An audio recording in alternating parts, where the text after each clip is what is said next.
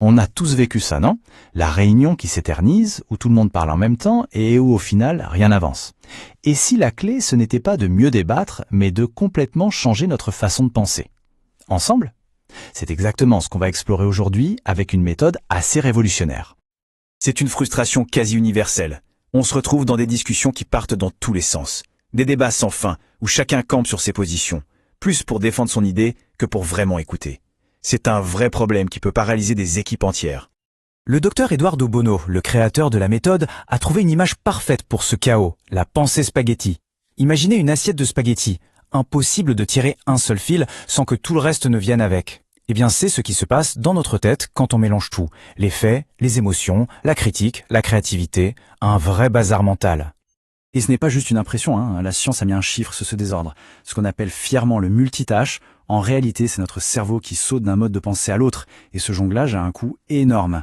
D'après les neurosciences, ça peut faire chuter notre productivité de 40%. Presque la moitié de notre efficacité qui part en fumée. Alors, pour comprendre comment on sort de ce piège, voilà le plan. D'abord, on va regarder ce chaos de plus près. Ensuite, on découvrira ce qu'est la pensée parallèle. Puis on décortiquera les fameux 6 chapeaux, on les verra en action, et on terminera avec des résultats, vous allez voir, c'est assez bluffant. Ok, allons-y. Le cœur du problème, en fait, c'est notre culture de la discussion qui est basée sur l'argumentation, le débat. Et là, le contraste est saisissant. D'un côté, la pensée argumentative, c'est un peu un ring de boxe. Le but, c'est de gagner, l'ego est en première ligne. De l'autre, la pensée parallèle, c'est une exploration en équipe. L'ego est mis de côté. On ne perd plus son temps à attaquer ou à défendre son précaré. On met toute notre énergie dans la même direction pour construire ensemble. C'est là qu'intervient ce changement radical de perspective proposé par Eduardo Bono. C'est un vrai changement de paradigme. Et le créateur de cette méthode, Eduardo Bono, n'était pas n'importe qui. C'était un esprit brillant, médecin, psychologue, spécialiste des sciences cognitives. Il a passé sa vie à nous apprendre non pas quoi penser, mais comment penser. Et son livre de 1985 a vraiment tout changé. L'idée est d'une simplicité géniale. De Bono utilise l'analogie d'une maison. Dans un débat classique, c'est comme si 4 personnes se disputaient pour savoir quelle est la vraie vue de la maison, alors que chacune la regarde d'un côté différent. Avec la pensée parallèle, c'est simple, tout le monde fait le tour de la maison ensemble. On regarde tous la façade, puis le côté droit, puis l'arrière. Le but n'est plus de savoir qui a raison, mais d'avoir une vision à 360 degrés. Bon, maintenant qu'on a le concept, voyons les outils concrets qui permettent de mettre ça en pratique. Et ces outils, ce sont les fameux 6 chapeaux. Et ça, c'est un point absolument crucial. Les chapeaux ne sont pas des types de personnalités. On n'est pas un pessimiste ou un créatif. Ce sont des rôles qu'on endosse temporairement. Le simple fait de dire « mettons le chapeau noir », ça dépersonnalise la critique. Ce n'est plus toi contre mon idée, c'est nous qui explorons les risques ensemble. Ça change tout. Voici donc la palette complète. Chaque couleur représente un angle de vue, une direction de pensée bien précise. Du blanc pour l'effet pur et dur, au bleu qui est un peu le chef d'orchestre de toute la discussion. Regardons-les d'un peu plus près. Le bleu, c'est le maître du jeu. Le blanc, c'est notre disque dur interne, uniquement les faits. Le rouge, super important, il donne enfin une place légitime à l'intuition, au feeling, sans avoir à se justifier. Le noir, c'est notre avocat du diable, bienveillant, il pointe les dangers.